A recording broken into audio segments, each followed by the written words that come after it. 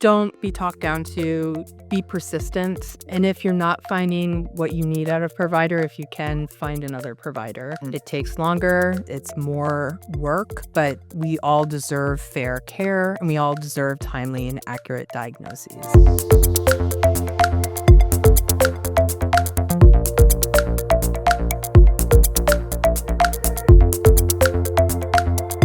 Welcome to the Leadership Laboratory podcast. I am so glad you are here. Today's topic is so important for holistic leadership. And what I mean by holistic leadership is to be the best leader you can be at work. That means taking care of yourself outside of work as well. Today's guest brings a unique perspective, a personal survival story achieved by applying leadership principles to medical situations. She is one of the bravest, smartest, funniest humans I know, and it's such an honor to spend time with her today. Dr. Maggie Teliska is a senior battery energy storage technical manager at Transgrid Energy. That title does not come by accident. Maggie is a chemist with over 20 years of experience in the battery field. She shepherds electrons through batteries that keep our cities, towns, and homes illuminated, ensuring that the lights turn on when we flip the switch, which is something we often take for granted. She was recently named one of the top 100 women in clean tech by Storm 4 and Parity. That's such a high honor. And she's also a regular contributor to The Professional Patient, which is a column on the Chronic Boss website. She draws on leadership lessons from the workplace and applies them to the doctor-patient relationship, which is sometimes an intimidating space where self-advocacy is absolutely crucial. On weekends, you will find her on the beach watching dolphins and her soaring kindred spirits, the pelicans. We have a shared love for pelicans. Maggie, welcome to the Leadership Laboratory podcast. Thank you, Jamie. Any day that I get to talk to you is a good day. I agree. Well, Maggie, you are a highly intelligent, seasoned professional, a battery expert, and you are also a normal, breathing, heart-pumping human being. What we're talking about today is a health challenge that you were going through and some of the lessons that you learned the hard way about how to navigate it. Can you give us some of that background? Sure. About 10 years ago, I suffered a SCAD, which is a sudden coronary artery dissection. I went to an urgent care because I thought I'd been bit by a spider. I'd been hiking that morning. It just had a weird feeling. Because I didn't use the right words, and we can get into this later, I was sent back out to the waiting room where I then collapsed. So I was having pretty bad heart attack that was caused by the arterial dissection that then clotted in the wrong spot. And after all of that, I did have some pretty extensive surgery done. And since then, I'm living with a compromised heart because of that delayed care. My heart just, the heart muscle started to die a little bit. So my left side is a little bit stiff and my, what we call an ejection fraction is low. It's all being managed, luckily. It's been 10 years since that happened. But as a result of that, I went from 0 doctors to 10 doctors overnight, 0 pills to 10 pills overnight. And I had this new experience of dealing with healthcare, especially as, a chronic conditioned patient. And it was a whole new situation where, to be honest, the patient doctor is so uneven and the whole healthcare system is not for the patient. We're not the customer. Even though I can't believe we're not the customer in this, we're the conduit between this huge financial transaction between, the insurance company and the doctor. But I've really had to learn to advocate for myself, and coupled with a recent move my husband and I made to Charleston from Boston, I had to have a whole new set of care facilitators here. And so that provided its own challenges. And again, walking to a situation where I just felt like I wasn't in control was pretty scary. So since then, I've been, using things I've learned from you and others and trying to reframe that relationship and make it so that I'm getting a timely and accurate diagnosis and I'm getting what I want. I'm setting the expectations and getting the plans and the outcomes that I want. Yeah, well, that's such a terrifying story to think that what was presumably a spider bite was a heart attack. And can you share with us how old were you when that happened? I was 42 when that happened. Oh, yeah. And I'll just tell you, if I can add this story, my husband had an allergic reaction 2 years prior and had similar feelings.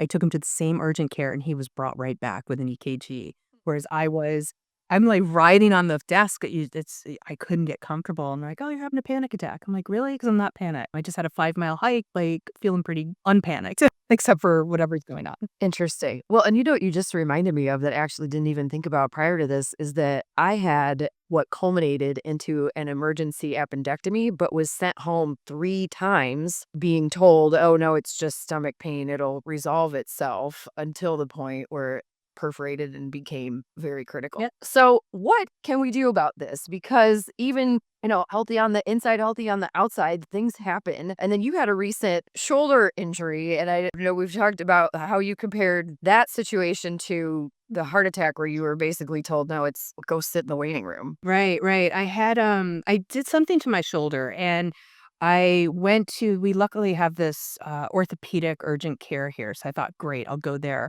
But I got really nervous. I had just watched Painkiller on Netflix, so I'm walking in there thinking, "Oh god, he thinks I just wanted to get drugs here," right? And little does he know I can't even take Advil, right? But anyway, I was like, "Oh my gosh, he's gonna just think I'm there." So I sat there and I practiced what I was gonna say to him, like, "You always tell us you need to practice." And I had my soundbite. I had, "Okay, I've had this pain for 2 weeks. It did change yesterday in intensity and location.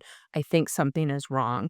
And he listened and he said, "Okay, let's get the x-rays. Let's do this. Let's do that." And then it got into a situation because of my condition. I can't have a lot of the treatments, including painkillers and NSAIDs. So he's like, "Well, you can't take them. You'll have to deal with it." I'm like, "Okay, I understand that. And what else can I do to, using some improv techniques I had learned, what else can I do to manage this?" Right.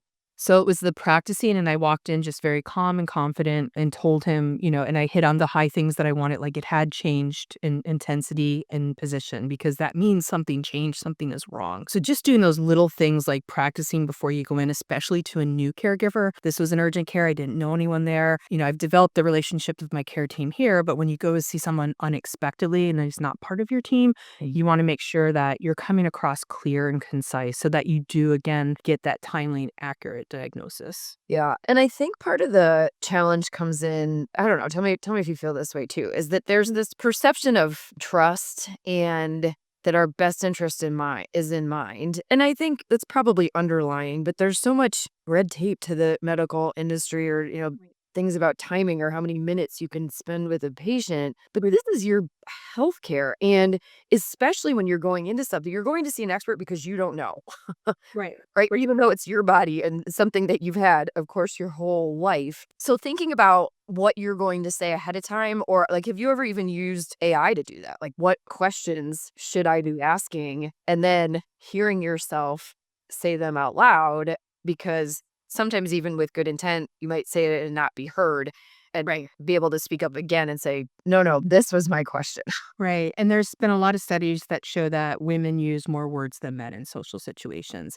And even or more recently, there's been a study that women use more words when describing their symptoms. So the more words you use can sometimes dilute what you're trying to say or trying to ask in getting that proper diagnosis. So I have not used ChatGPT yet, although there's a startup company that's looking to do that, and I'm going to test out their features. But I think that's a great idea to put in your symptoms or hear what are the questions I should ask my caregiver, knowing that I have this new diagnosis or something had happened. So I think that's a great idea. And again, you can have ChatGPT put it very concisely. And if you practice that with no filler words, you can come off very concise and get what's needed. And especially with that time crunch, which I still don't understand. I'm still boggled that we're not considered the patient or the customer. The patient isn't the customer. I can't get over that, but you can use that time effectively and wisely. Yes. And was it more words or was it more filler words? Like, what was the exact. It was 70% more words than what this researcher, she was a Harvard researcher, and it was published in MIT. I'll have to look for that too, so you can put it in the show notes. But it all got also to the crust of her article was that she didn't think that men and women had different symptoms. We just describe things differently. So we use more words, we use filler words, whereas I kept saying, "I'm uncomfortable," is the words I use, whereas my husband went in, pain, and men tend to go in very few words, pain.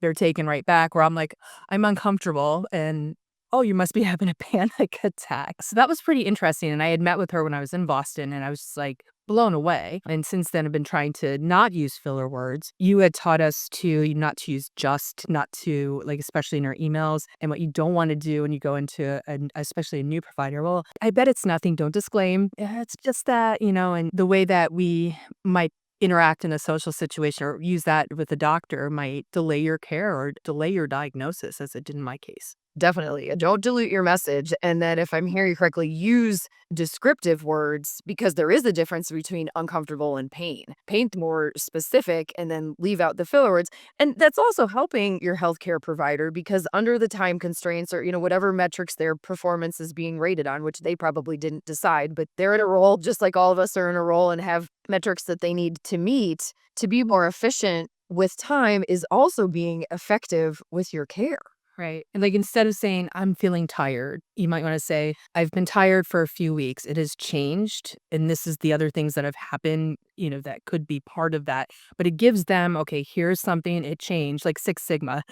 The process change or the outcome changed. What's the inputs to the process? And how can we then, start to knock off some of those inputs and get to the real root cause of why you're tired? Absolutely. Well, it's interesting. Even just having this conversation with you is just getting me to reframe like future medical appointments that I'll have and considering how can I be concise in that. And also, as you're putting together your sound bites, maybe we should define those here. Putting together your sound bites, you're helping yourself say in the logical part of your brain as opposed to the emotional part, which is a very natural part that comes up when something is wrong because you're worried, of course, but the more you dive into that emotion, the further you're getting from the logic.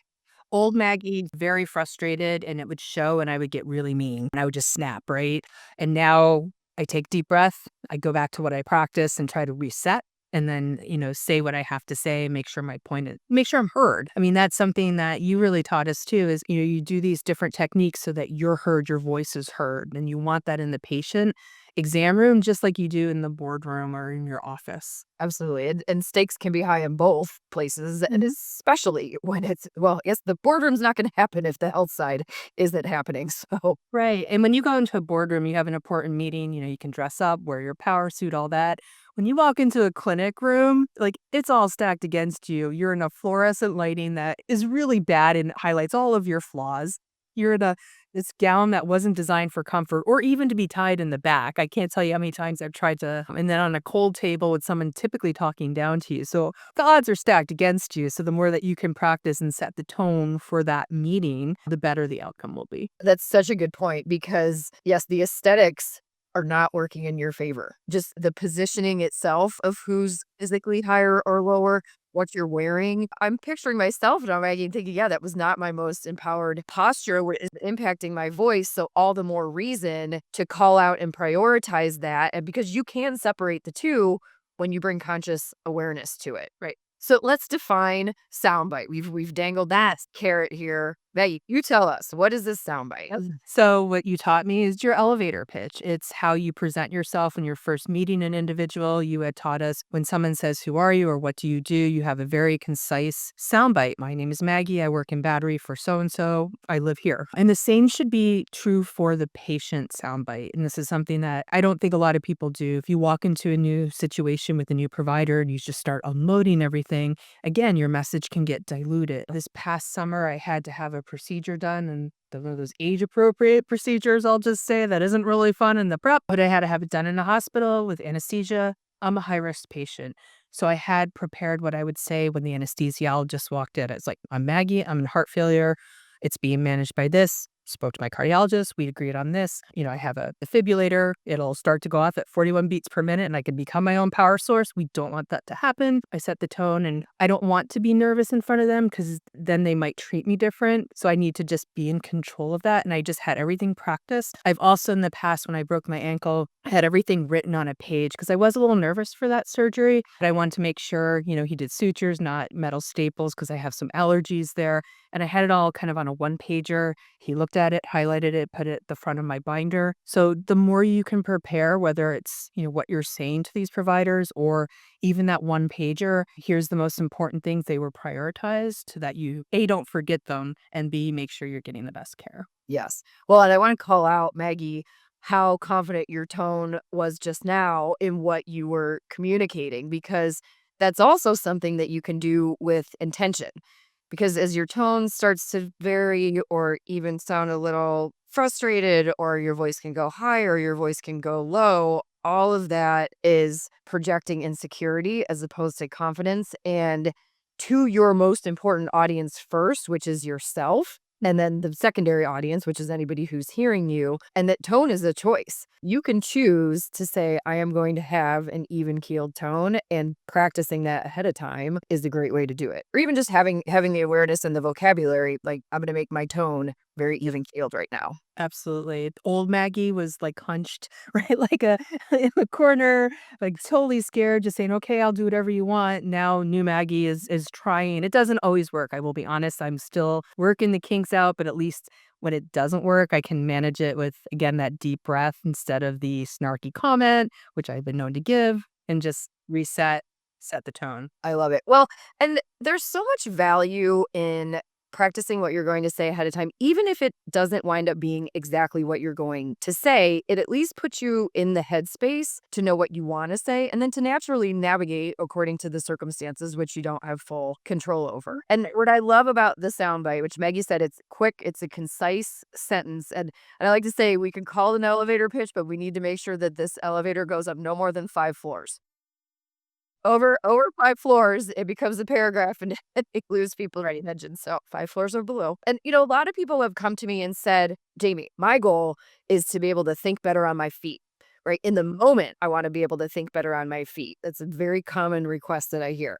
And I said, "Great." I would share with you, though, the irony of achieving that goal of being able to think on your feet is practicing while you're on your seat. Meaning, the more you can practice and think through what you would say ahead of time is going to prepare you in the moment. The two are very correlated. And one, it's like conditioning the muscle so that when a heavy weight is thrown at you, you've already got the strength to catch it.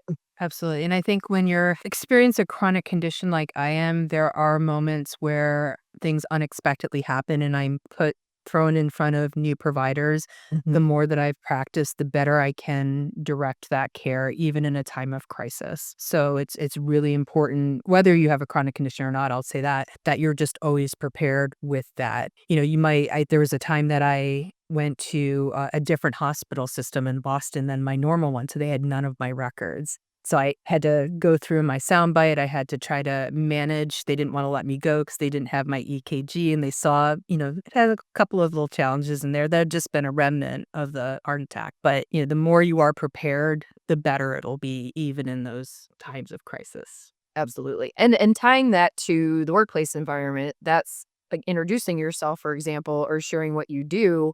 That's something that you want to know and be able to rattle off no problem, because depending on who you meet in the hall or if a board member is in town or, insert VIP here, that's even just a new peer where you want to establish some credibility, being able to say, "Hi, I'm Jamie. I'm the president of business development, and I empower our team to build great relationships," is going to be a much more effective route than, "Hi, well, I work here. I sit in that office. I do things." And Trilla, yeah, I don't, I just, Yeah, and chances are, when you know that, and we call that the self soundbite, how you introduce yourself, you are going to be using it maybe at times that you expect, like at a networking event, and also times you don't. So makes sense, right, to rehearse that ahead of time. absolutely. Well, Maggie, along this path of self-discovery and crunched over Maggie versus empowered, confident Maggie, Even in a leadership gown, I that leadership gown, that's what we're calling it. I love it. There's that scene from Grey's Anatomy from way back when two of the female surgeons I remember stood in their power pose before they went into surgery. And I remember thinking,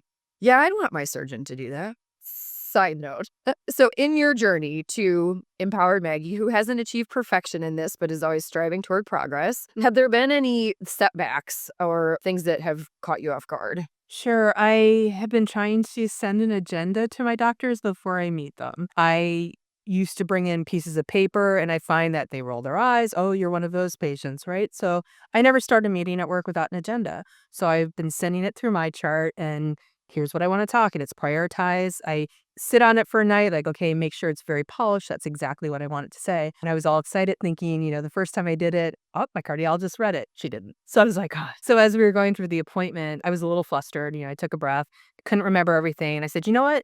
I put an agenda in my chart. Let's pull that up. And we did, and we started to walk through it. So I did have to pivot a little bit, and it might not work for every doctor, but at least, I've got it there. It's documented too in case something were to happen, but you can always go back and refer to that and start to force them to look at that. I understand I'm not going to change the system. I don't feel is built for patients, even though the patient is the center of all of it, but I can change the way that I'm interacting with patients and help others to try to do that. Some doctors aren't going to do it, and you just have to deal. If you're fortunate enough, you can change doctors. Yesterday, I missed your leadership lab because I had a new primary care appointment. Primary I was going to, but she switched institutions. And I decided I have a good rapport with her. I'm going to go through the trouble and have two separate institutions. Now, when you have a chronic condition, it's best to keep all of your care at one. But I said, you know what? I have this relationship. It's a collaborative relationship with this primary. I'm going to follow her to the new institution, and I'll manage both systems and make it happen because I like her instead of trying to find a new person, because it's really hard to find. For 8 years, I had the same team in Boston, and I carefully curated them. And anyone that wasn't nice to me was like, all right, see you later. And I understand I'm fortunate enough to be able to do that. But then to move down here and have all new care team that, again, I had to pick and curate. You keep the good ones. And when they're good, you write them performance reviews and you give them a review. Excellent. Well, and I'm gonna politely challenge something that you said, is that I think you can make a difference, right? Because those suggestions are. I mean, I love how you said, "Well, hey, let's pull it up in my chart." Some care providers might be like, "Great, yes, like that keeps us organized." And I had like, this is not a compare surgery story conversation. It's funny, you get to a certain age and that starts to happen. But years ago, I had an umbilical hernia, and I was doing like heavy lifting at the time in figure competition. So I, self-induced. But when I went to go get it fixed, I naturally was like, when am I going to be able to work out again? So I took a spreadsheet with a list of activities and handed it to my surgeon who worked with a lot of pro athletes here in Denver. And I said, well, you go through, I'd made 2 columns, yes or no. Like, you could do this, Jamie, or no, you can't. And I said, well, you go through and check the box on all of this. And I was really excited about my spreadsheet. And he looked at it and he handed it back to me and he said, you'll know. You'll know whether you could do this or not. I'm not filling it out. He was right. And also, that's a liability. Like, he can't go. He legally cannot do that, which I didn't realize. But I love your suggestion of send the agenda in my chart, because now that's part of the system. And I'm no expert on this, so a medical professional, please correct me or challenge me on this. But I have to think that there's more protection in sharing something through my chart than lending somebody a piece of paper. Yeah, I did have the shoulder guy who I wrote him a question in my chart, never responded, went to see him. He's like, well, I don't look at that. I'm like, okay. If I at work said to my boss, oh, you sent me an email? I don't look at email. I would be fired. So I no longer go into that person. So, and again, I recognize I'm very fortunate that I can change doctors like that. I'm like, really? Because is the communication method that is preferred by your institution. So I suggest you start looking at your messages. Would be helpful. Well, if listeners wanted to experiment, because, here we are in the leadership laboratory where it's not about achieving mastery, but it's experiments and trying things along the way. What is a practical action or a step that you would recommend to anyone, whether it's advocating for yourself in the boardroom or in the exam room? Sure. I think before your next appointment, whether it's expected or unexpected, have something prepared. My name is, I'm feeling this. It's on a scale of this. It's changed. And have that planned out. Even on your car ride to the provider, you can practice that. Get rid of the filler words and make it short and concise. And you want to really address, what is it? How long has it been? Has it changed? Like my shoulder in intensity and location. I wanted him to know that this hasn't just been going on for 2 weeks. Something changed yesterday and I'm worried about it. I think something has happened. So those kind of things can really help the provider hone in on what's wrong and help find a treatment plan. So just practicing. And again, you've taught us before anything, practice, even if it's just the 15 minutes it takes you to get to that location. My name is, I'm feeling this for this long. It has changed. Absolutely. Yeah, words in your head sound different when they come out of your mouth. Absolutely. And you have to physically, like I practice with my cat who I was hoping would make an appearance today, but it is her nap time. There's a 10-hour nap time every day. So, oh, wow.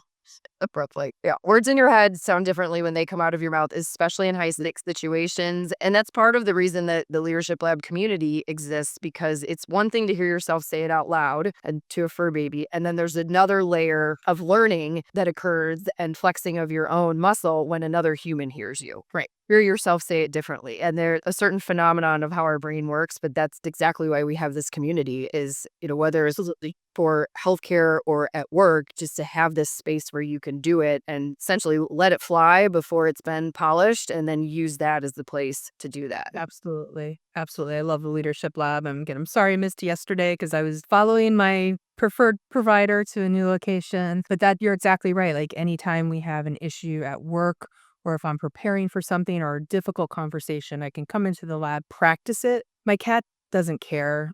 She's just gonna look at me like, "When are you giving me treats?" But coming to the lab and practicing that with my peers definitely helps, and they can provide constructive criticism and also just give me support, like, "Hey, you got this, right? Go do it." And you are the best at even sending me little texts every now and then, like, "You're doing great today." I'm like, "Awesome."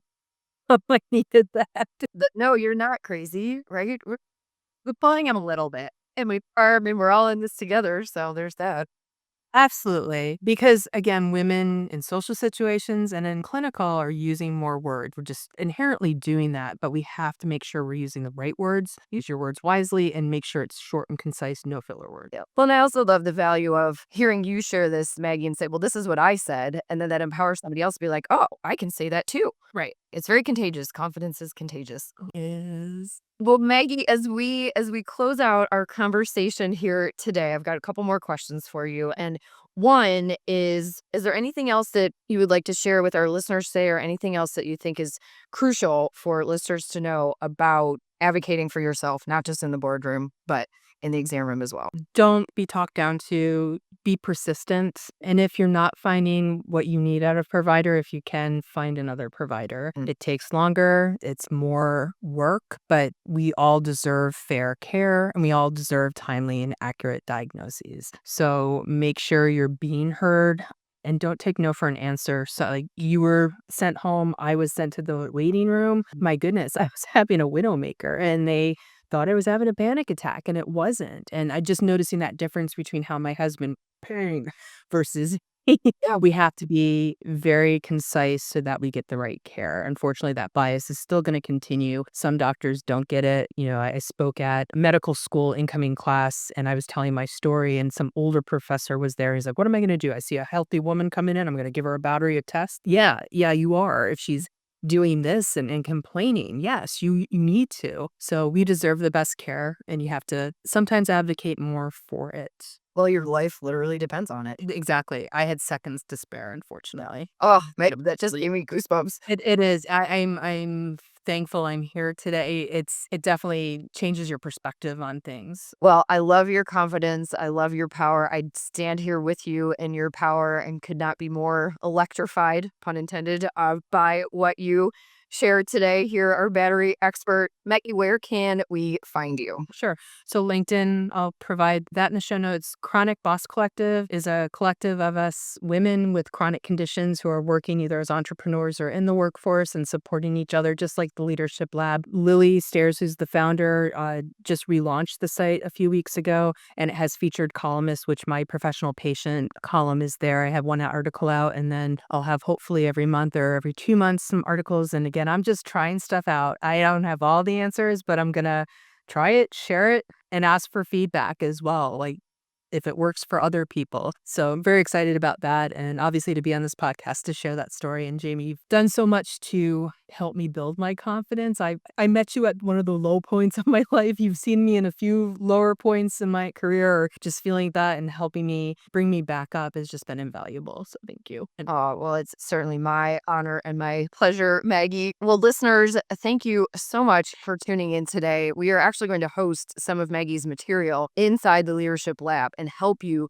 create the sound bites that you need, again, not just in the boardroom, but also in the exam room. And because you listen to this podcast today, you are welcome to use promo code podcast for $100 off of your membership. And you can find that at jamiemckinney.com/lab. Well, Maggie, thank you again so very much. And listeners, thank you for tuning in. And before you close out, before you hit X on this in the top right corner, it would mean a lot to me if you hit like, if you hit subscribe, if you share this, who else needs to hear this, and leave a review. Would love to hear from you. So until next time, keep experimenting, keep growing, and focus on progress over perfection.